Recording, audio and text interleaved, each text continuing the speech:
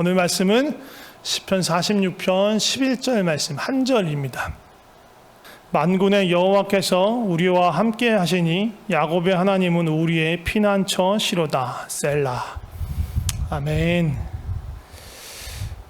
오늘은요 하나님의 이름에 대해서 말씀을 나누려고 합니다. 그 중에서도 야곱의 하나님이라는 하나님의 이름에 대해서 말씀을 나누려고 해요.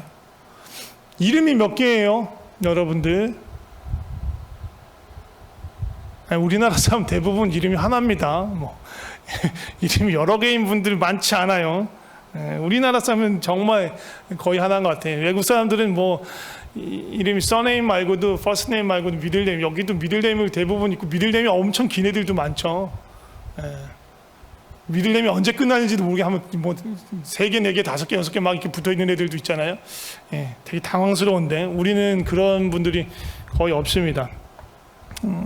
근데 우리가 영어를 주로 사용하는 외국에 있다 보니까 영어식 이름이 있으신 분들도 있을 것 같아요. 한국 이름 말고 영어식 이름을 갖고 계신 분들도 있습니다. 제가 알기도 에릭 김 집사님도 계시고, 거기 오늘 지금 줌 창에 보면 영어로 이름되어 있는 분들 꽤 많습니다. 데이빗 쓰시는 분도 꽤 있고, 그죠? 요즘 뵙기 좀 힘든데 인터넷 사정이 안 좋아서 제이장 집사님도 계십니다. 여러 분 계십니다. 또 어떤 분들은 집에서, 이건 옛날 분들인데 집에서 어렸을 때 부르던 이름하고 호적에 올라간 이름하고 다른 분들도 있어요. 요즘 사람들은 없습니다. 이런 분들, 만약에 그런 분은 옛날 사람, 옛날 사람들 경우, 옛날 분들 경우에 종종 있었어요.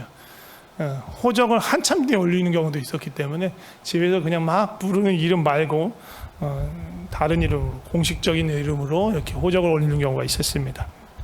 또 어떤 경우에는 부모님이 지어주신 이름이 너무너무 마음에 안 들어가지고 개명하는 경우도 있어요.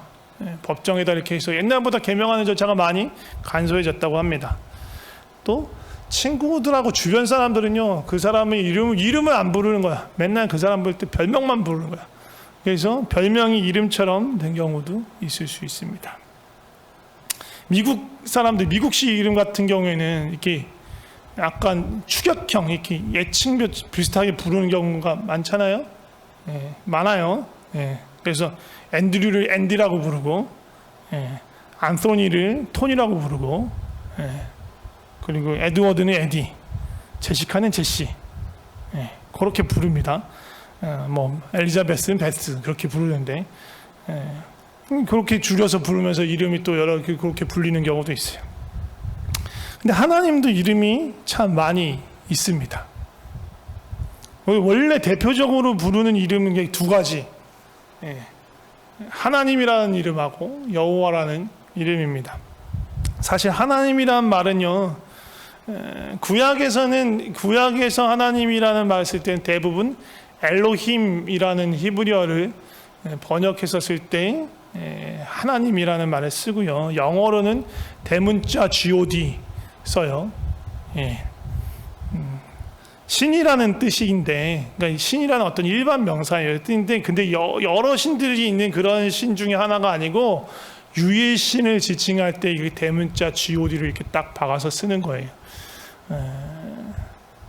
그래서 소문자 God, God은 복수형으로 God를 쓸 수 있는데 대문자로 God를 박으면 그거를 복수형으로 쓸 수는 없어요. 왜냐하면 유일신을 말하는 거기 때문에 그렇게 쓸 수 없어요. 쓰지 못해요. 말이 안 되는 거예요. 그래서 그 엘로힘을 우리말로 번역할 때 하나님이라는 말로 번역했어요. 이 하나님의 원래 그 나자는요, 원래 아래 아자를 썼어요. 그 나가 이 옆에 붙는 이거 아니고 밑에 점 찍는 그 나를 썼어요. 그래서 이게 약간 복합적인 의미를 갖고 있는 말이었어요. 하늘을 뜻하는 말도 되고, 그리고 하나, 원을 뜻하기도 하고, 한강할 때 쓰는 그 한은 크다라는 뜻이에요. 그게 붙은 말이기도 해요. 그래서 이건 복합적으로 보면 크고 유일하신 하늘에 계신 하나님, 하늘에 계신 신이라고 볼 수도 있는 그런 복합적인 의미가 담긴 하나님이라는 말을 이 엘로힘을 번역하면서 쓴 거예요. 그냥 중국 성경에는 그냥 천주라고 돼 있어요. 천주라고 돼 있는 말을 그냥 하늘의 신인 거지. 하늘의 주인인 거죠.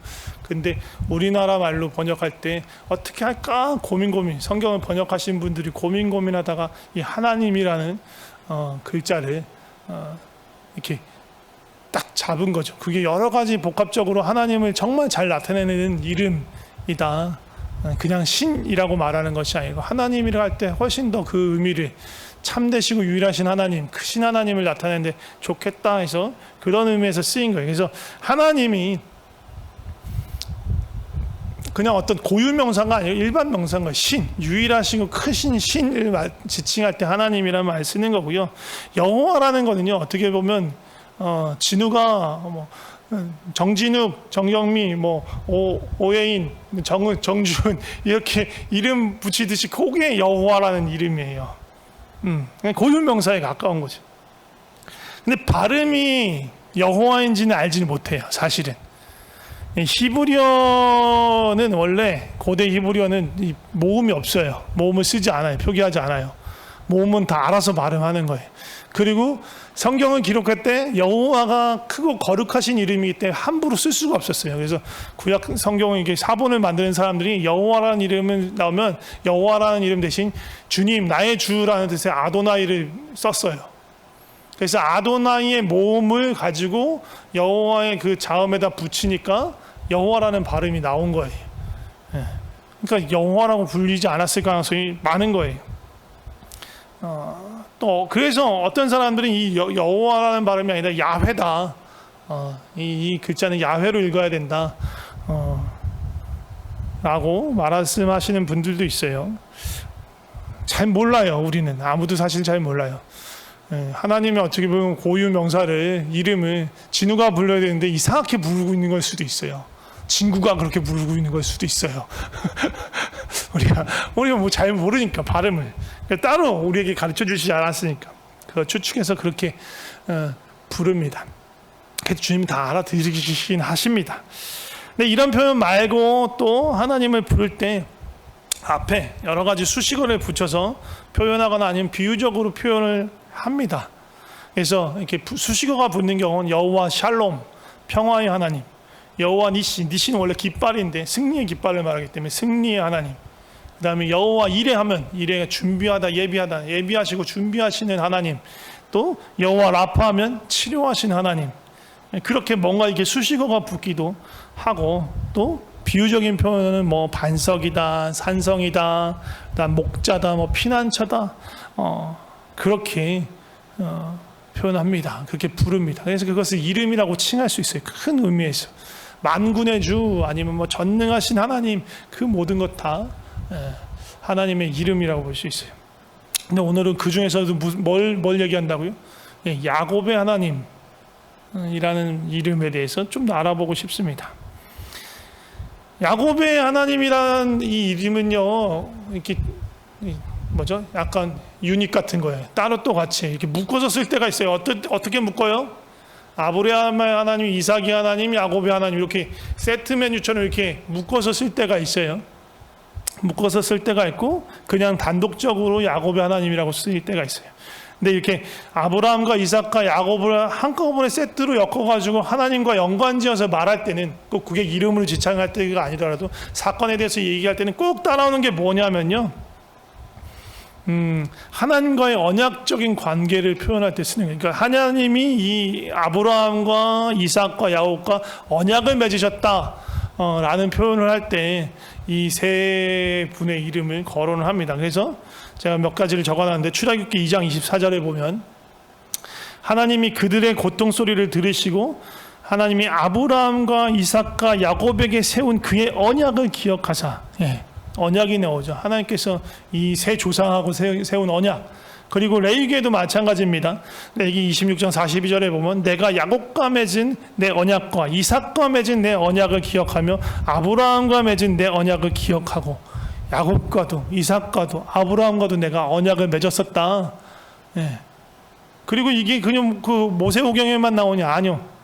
열왕기하 13장 23절에 보면 여호와께서 아브라함과 이삭과 야곱과 더불어 세우신 언약 때문에 이스라엘에게 은혜를 베풀며 그들을 불쌍히 여기시며 돌보사 멸하기를 즐겨하지 아니하시고 이때까지 자기 앞에서 쫓아내지 아니하셨더라. 네.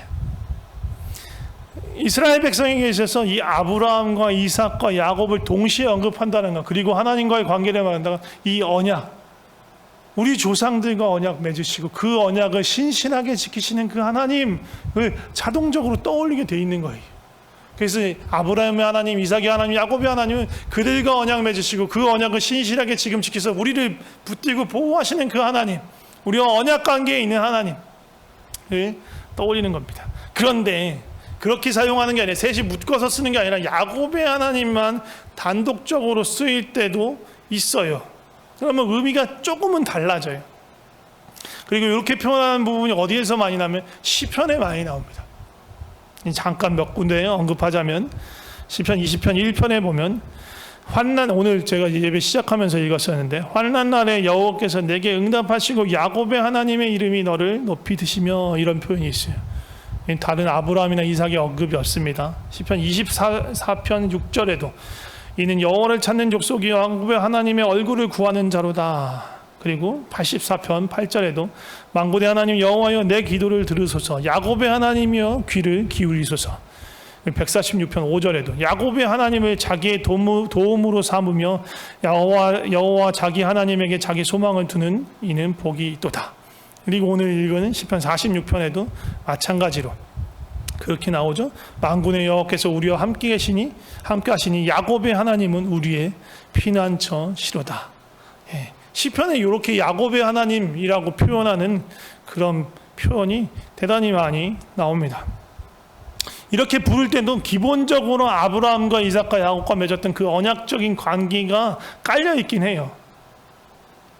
근데 그거 말고 조금 더 특별한 의미, 왜냐하면 그 야곱의 일생에, 그 야곱의 삶에 깔려 있었던 하나님과의 관계가 있었기 때문에, 그 야곱하면 이스라엘 백성이 저절로 떠올려지는 야곱의 삶이 쫙 있잖아요. 그 삶에서 관계하신 그 하나님이 있어요. 사실 이삭의 하나님이라고 단독적으로 쓰이는 경우는 없고요, 아예 없고요. 아브라함의 하나님이라고 부르는 경우도 창세기에 아브라함의 사건이 나타날 때 외에는 거의 없어요. 그러니까 이 야곱의 하나님이라고 부르는 건 되게 독특한 특별한 의미가 있는 거예요.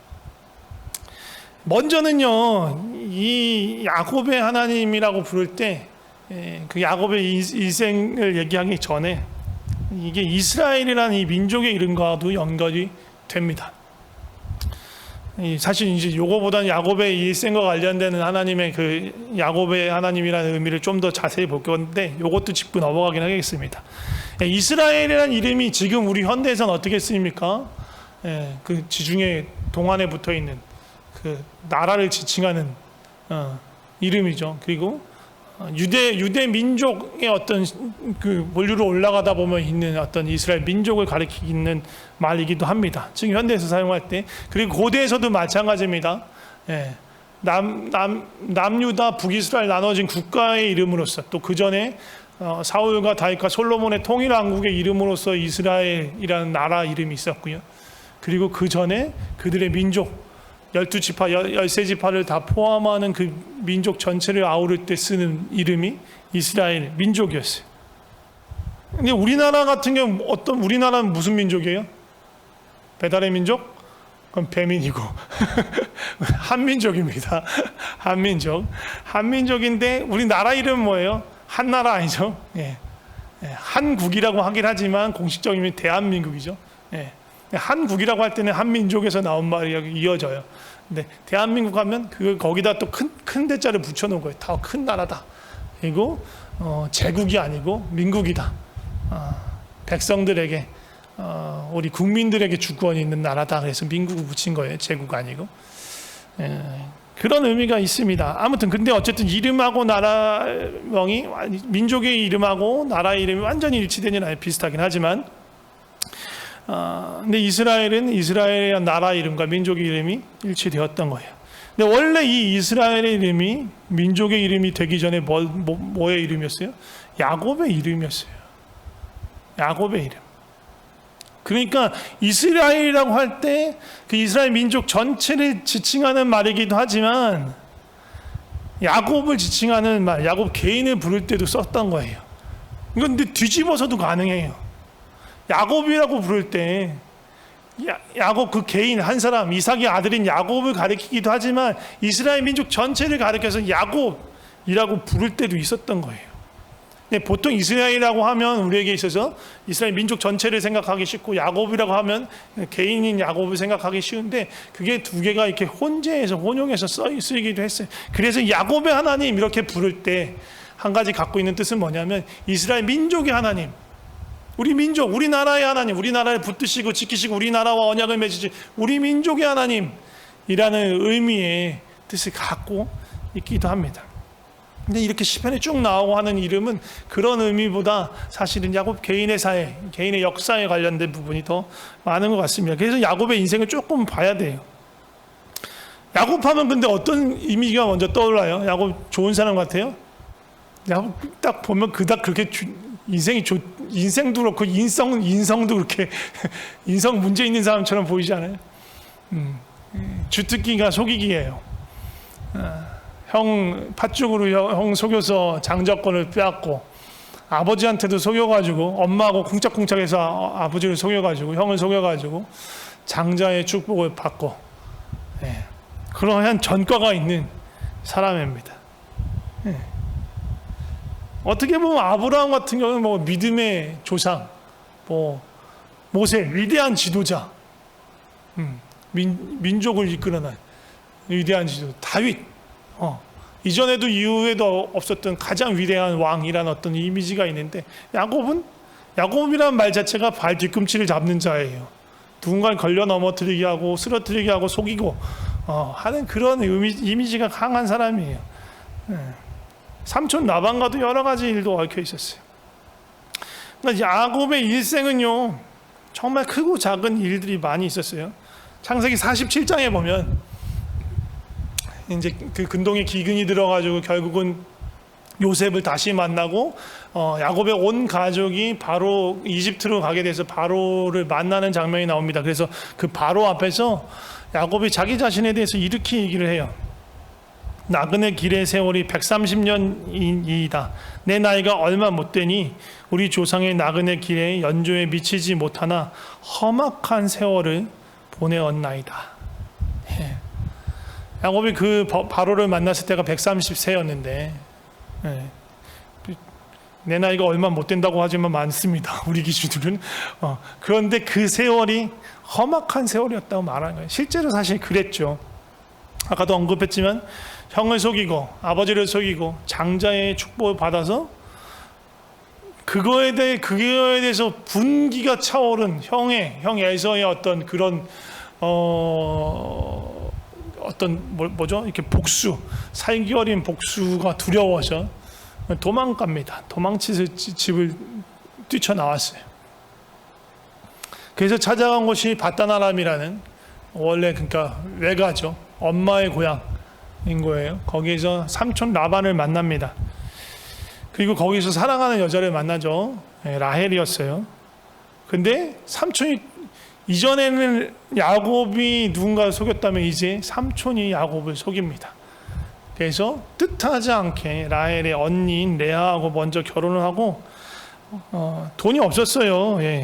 야곱은 돈이 없었기 때문에 그 노동하는 품삯으로 그 결혼 지참금을 대신했는데, 라헬을 얻기 위해서 사실 7년간을 노동을 했었는데, 레아를 원치 않게 얻게 되면서 또다시 7년간을 또 일하게 된 거예요. 14년간을 월급 한 푼 못 받은 채로 노동을 했어야 했던 거예요. 그 후로도 삼촌의 집에서 머물다가 삼촌과의 갈등과 뭔가 이게 계속 있어서 결국은 야반도주 하다시피 짐을 싸서 식구들 다 거느리고 도망치게 되는 거예요. 그리고 그걸 알게 된 또 삼촌이 또 사람들 동원해서 쫓아나와서 추격하기 시작했어요. 그때도 인생이 큰 위기를 맞이하죠. 어찌됐든 그것도 하나님이 도우셨어. 통과했어. 그래서 이제 삼촌은 보내줘서 가나안 땅으로 가기 시작했어요. 근데 가나안 땅에 또 누가 기다려요? 에서가 기다리고 있어요. 에서도 또 사람을 동원해서 나와요. 400명을 데리고 나와. 이게 위협하러 하는 건지 환영하러 나오는지 저 도저히 알 수가 없어. 야곱은 너무 무서워가지고 식구들 다 먼저 보내고 강을 건너지 못하고 막 밤새 하나님과 씨름합니다. 하나님을 붙들면서 기도해요. 어찌됐든 그러고 가나안에 도착해서 가나안 도착하고는 또 그런 일이 쉽게 풀렸을까요? 아니요. 가나안 도착한 다음에 야곱에게 12명의 아들이 있었고요. 한 명의 딸이 있었어요. 디나라는 딸이 있었는데 그 야곱이 머물던 지역 근처에 세겜이라는 부족이 있었고요. 그 세겜 부족의 추장이 세겜이에요. 이름을 따라서 그 부족이 된 거예요. 근데 그 세겜이 그 디나를 보고 마음에 들었어요. 정식으로 청혼을 하면 되는데 그게 아니라 강제로 데려다가 성적인 범죄를 저지른 거예요. 그러고 나서는 야곱한테 가가지고 딸을 달라고 얘기한 거죠.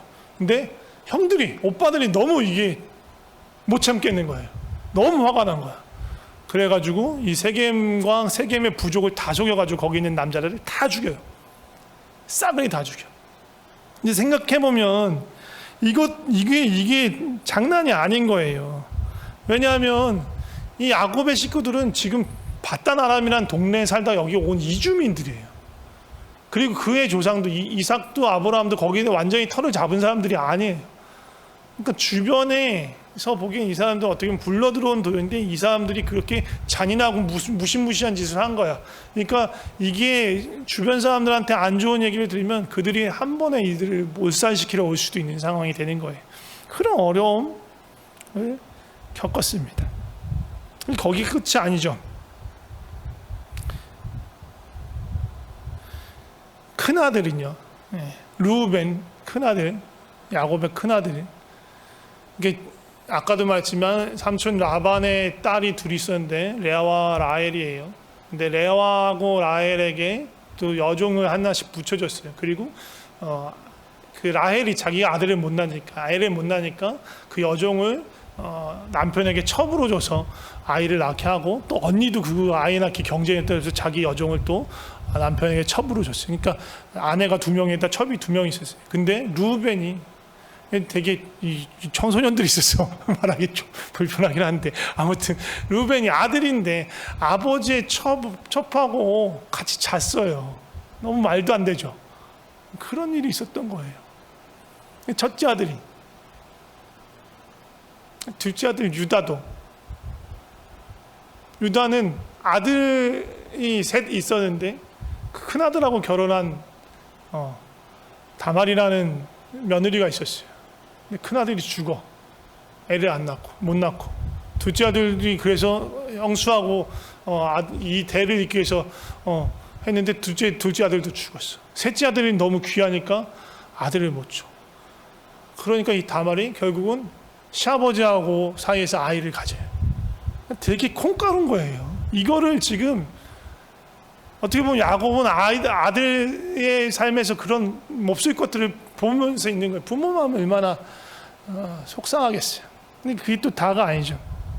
형들이 집단적으로 짜가지고, 그 사건 전에 먼저 가장 아끼는 부인이 누구였다고? 라헬. 근데 그 라헬이 막내 아들, 12번째 아들 베냐민을 낳다가 결국 베냐민을 낳고 죽습니다. 가장 사랑했던 아내였는데 죽음을 당해요. 얼마나 마음이 아팠을까요? 그러니까 어떻게 보면 그 라헬이 낳은 첫 번째 아들인 요셉, 가장 어떻게 보면 라헬을 닮았을 그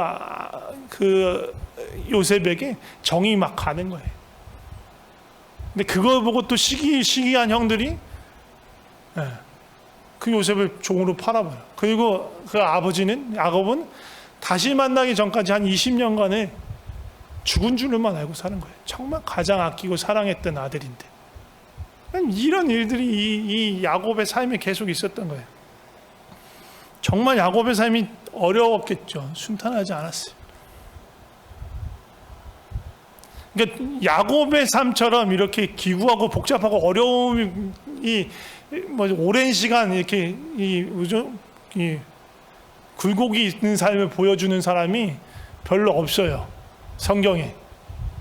욥은 짧은 시간에 아주 큰 어려움을 많이 당했지만 야곱은 긴 시간 동안 여러 가지 곡절 있는 삶을 살아왔던 거예요. 인생 전체를 보여주면서. 그런 사람이, 그래서 어떻게 보면 우리의 삶도 쉽지 않잖아요. 우리가 살아가는 삶도 쉽지 않은데 그런 어떤 어려움과 가장 맞닿아 있는 사람이 야곱이 아닌가 하는 생각도 들어요. 그렇기 때문에 야곱의 하나님 하면 어떻게 보면 그런 곡절이 있는 인생, 어려움과 환난이 많은 겪었던 그 인생을 도우셨던 하나님이 떠오르는 거예요.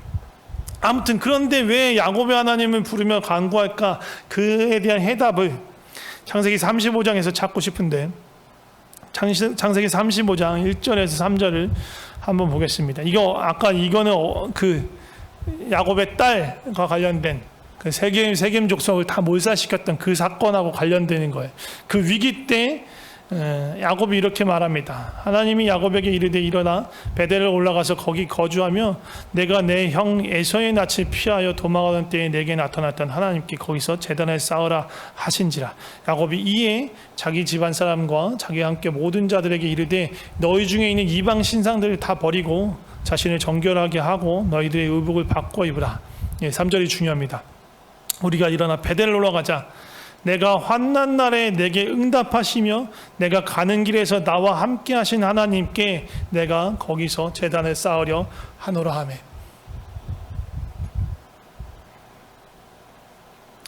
이 베델의 하나님은 무엇이냐? 베델에서 자기를 만나주신 하나님이 누구냐 하면 아까 형 에서의 낯을 피해서 도망가기 시작했을 때 그 환난 날에 하나님을 만났던 곳이 그 베델이에요. 그리고 약속하셨어요. 반드시 내가 너와 함께 하겠다. 내가 어디로 가든지 너를 지키고 너를 이끌어 이 땅으로 돌아오게 할 것이다. 그리고 그 약속을 지키셨어요. 그리고 사실 그것뿐만 아니라 아브라함과 이삭에게 축복했듯이 동일한 축복을 하십니다. 창세기 28장에 보면 네가 누워있는 이 땅을 내가 너와 내 자손에게 줄 것이다. 그리고 내 자손이 땅의 티끌같이 되어서 내가 서쪽, 동쪽, 북쪽과 남쪽으로 퍼져나갈지며 땅의 모든 족속이 너와 내 자손으로 말미암아 복을 얻을 것이다. 아브라함에게 하셨던 그 약속과 동일한 약속이고 축복인 거예요. 그리고 반드시 너와 함께 하시고 너의 모든 일을 이루시겠다고, 이 모든 일을 이룰 때까지 떠나지 않겠다라고 약속해 주세요. 이게 하나님의 약속이에요. 그래서 바다나람을 떠나서 야반도주에서 나올 때도 삼촌이 쫓아오는데 하나님께서 삼촌의 꿈에 나타나서 야곱을 건들지 말아라 라고 지켜주시고요. 이제 에서를 만나러 가는 그때 야복강가에서 하나님의 사자하고 씨름하면서 나를 축복하지 않으면 보내드릴 수 없습니다. 하나님 나를 축복해 주신 나를 위해서 복 내려 주시옵소서라고 이렇게 이 두려움 가운데서 할 때 그 하나님의 사자가 하나님께서 이 야곱을 이스라엘 되게 해주세요. 이름을 바꿔주세요. 다시는 야곱이라 부르지 않겠다. 이스라엘 되게 해주시겠다. 그렇게 약속하세요. 그리고 나서 지금 다시 이 세겜의 사건이 있은 다음에 하나님께 예배를 드리고 제물을 드리고 제사를 드릴 때 하나님께서 그에게 나타나셔서 이 언약을 다시 갱신해 주세요. 그래서 창세기 35장 10절에서 13절 보면 같은 약속을 다시 해주세요. 내 이름을 야곱이라 부르지 않겠고 이스라엘이 내 이름이 되리라 하시고 그가 그의 이름을 이스라엘에 부르시고 하나님이 그에게 이르시되 나는 전능한 하나님이라 생육하며 번성하라. 한 백성과 백성들의 총회가 내게서 나오고 왕들이 내 허리에서 나오리라. 내가 아브라함과 이삭에게 준 땅을 내게 주고 내가 내 후손에게도 그 땅을 주리라 하시고 그렇게 하나님이 말씀하신 데서 떠나가 올라가신다라고 말씀하십니다. 마지막으로 죽은 줄 알았던 요셉이 살아있다는 걸 알고 큰 기근에서 가족들을 구하기 원한다라는 소식을 듣고 요셉이 야곱의 가족들을 다 이집트로 초청을 했어요. 그런데 야곱은 쉽사리 이 가나안 땅을 뜰 수가 없는 거예요. 왜? 그의 인생에서 거듭해서 하나님이 위기 때마다 자신을 구원해 주면서 하신 약속이 있어요. 뭐예요? 이 땅을 너와 내 자손에게 주겠다. 하나님 분명히 약속했어요. 이 땅, 가나안 땅을 주시겠다고 약속하셨어요. 자기 험난한 세월을 지나는데 그 자신을 붙들고 지키셨던 그 하나님이 약속하셨기 때문에 이 땅을 떠나기가 쉽지 않은 거예요. 그런데 그렇게 고민하는 야곱에게 하나님께서 나타나십니다. 창세기 46장 말씀이에요. 다시 말씀해 주세요. 하나님이 이르시되 나는 하나님이라 내 아버지 하나님이니 애굽으로 내려가기를 두려워하지 말아라. 내가 거기서 너로 큰 민족을 이루게 하리라. 그리고 또 말씀하시긴 내가 너와 함께 애굽으로 내려가겠고 반드시 너를 인도하여 다시 올라올 것이며 요셉이 그의 손으로 내 눈을 감기리라 하셨더라. 베델에서 하셨던 그 약속이 다시 반복되는 거예요. 그 인생에서 이 약속이 계속 있었던 거예요. 내가 반드시 너와 함께 하겠고 반드시 다시 이 땅으로 돌아오도록 하겠다.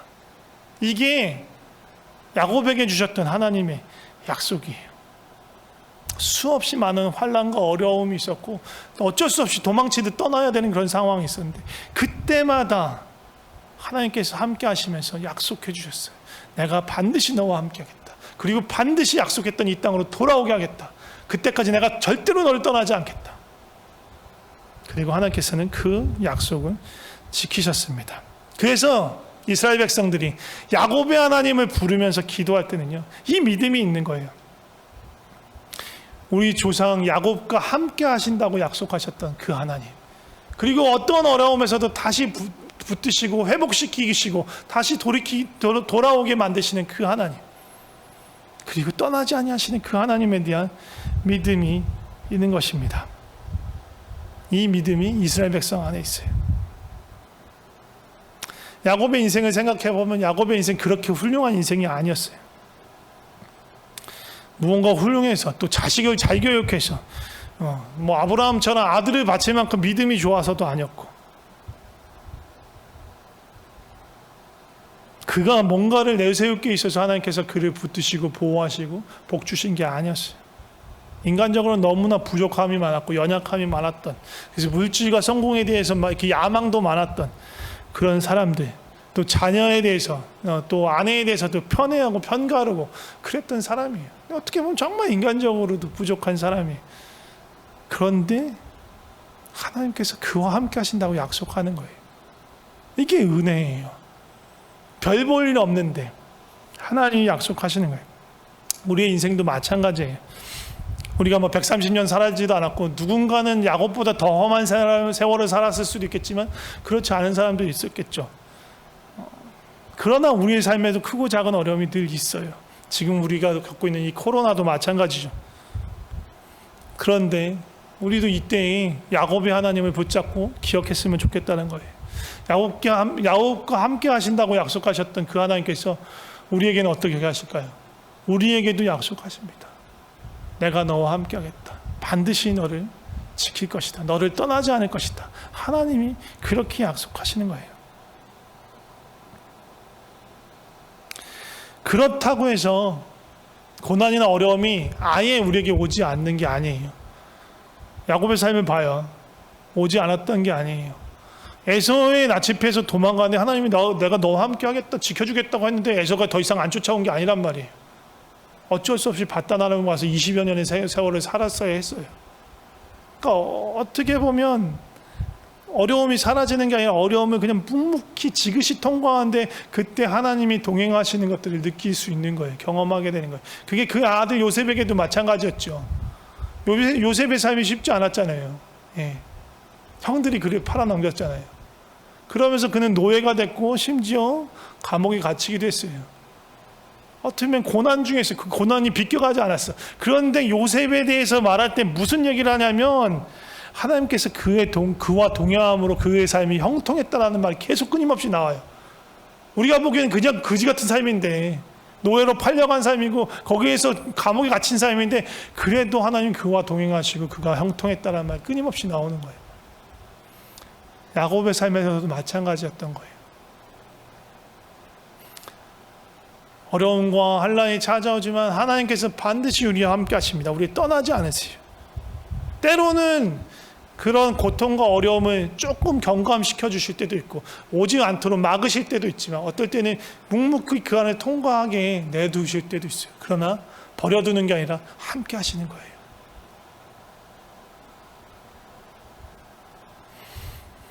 야곱에게 그러하셨듯이 우리와 함께 하십니다. 제자들에게도 약속하셨죠. 볼지어다 내가 세상 끝날까지 너희와 항상 함께 있으리라. 예수님이 태어나실 때 예언의 말씀, 이사야 말씀, 하나야가 태어날 때 그 아이의 이름이 임마누엘이다. 이 임마누엘은 무슨 뜻이냐? 하나님이 우리와 함께 하신다. 우리와 함께 하시는 하나님, 그가 바로 예수님이고요. 그 예수님께서 약속하시길 볼지어다 세상 끝날까지 내가 너희와 항상 함께 할 것이다 약속하셨습니다. 그리고 무엇보다도 우리 안에 계신 성령님을 우리에게 보내주셨어요. 우리를 떠나지 아니하시는 성령님을. 좀 같이 기도했으면 좋겠습니다. 특별히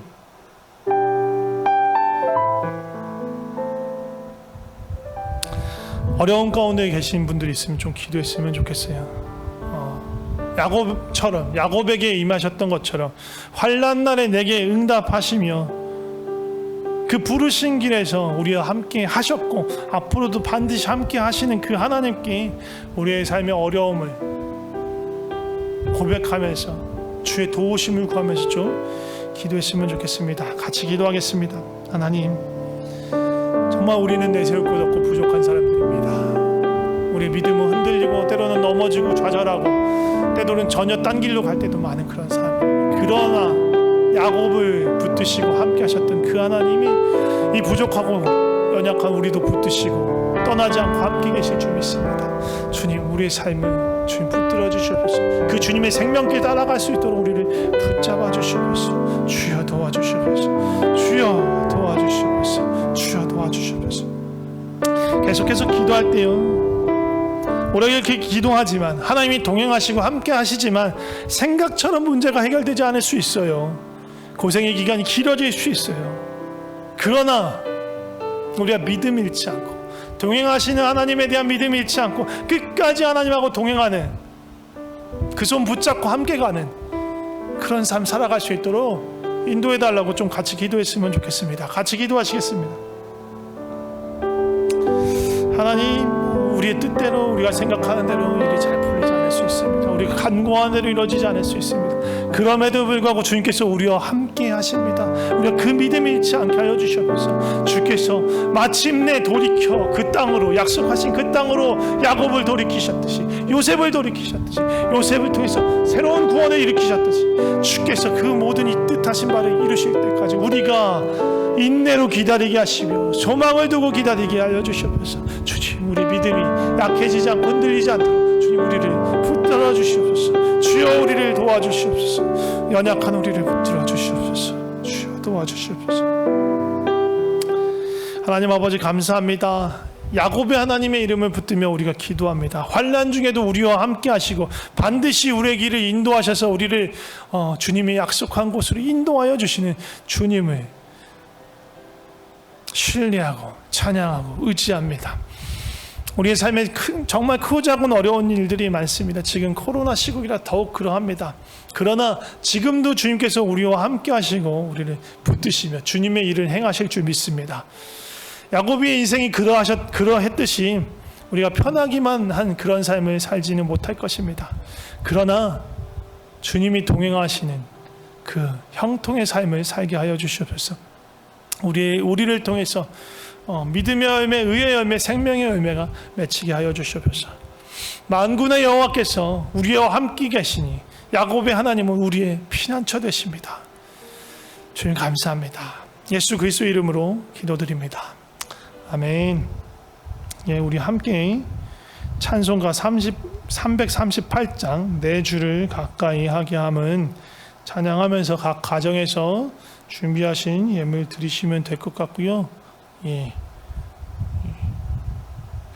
그러시면 될 것 같아요.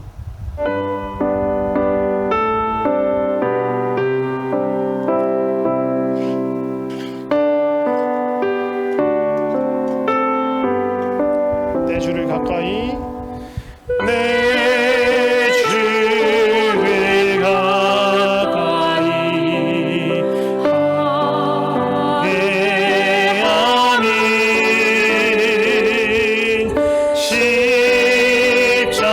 십자가 진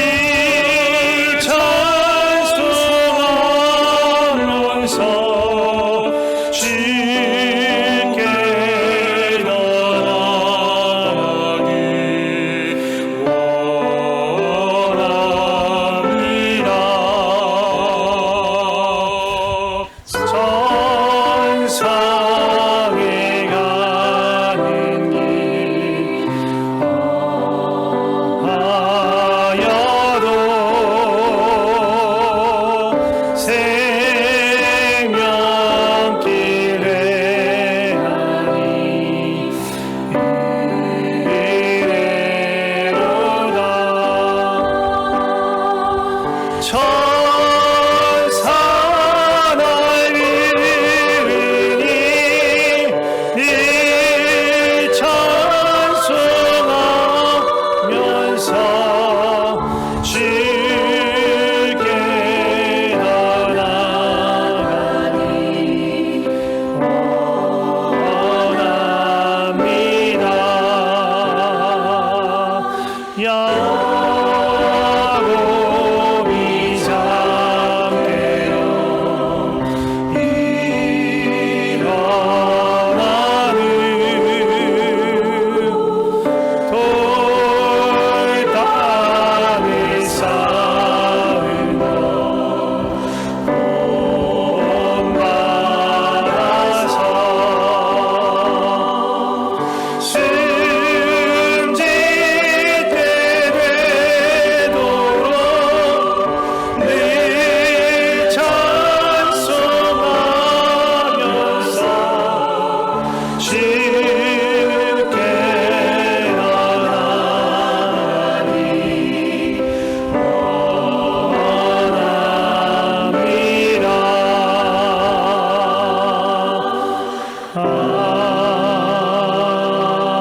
아멘. 기도하겠습니다. 하나님 아버지 감사합니다. 야곱을 지키고 붙드시며 그와 함께 하신 하나님께서 우리와 함께 하시고 우리를 인도하실 줄 믿습니다. 주님의 은혜와 사랑에 감사드리며 예물을 준비하여 우리 각 가정에서 주님 앞에 드립니다. 우리의 삶 전체를 받아 주시옵소서. 그리고 주님의 기쁘신 뜻에 사용하여 주시옵소서. 우리 모든 삶을 통해서 주님의 통치와 주님의 의로우심이 나타나길 소망합니다.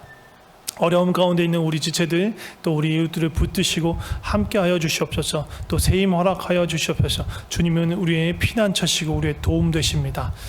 주님께 우리의 삶을 맡깁니다. 주님 감사합니다. 예수님의 이름으로 기도드립니다. 아멘.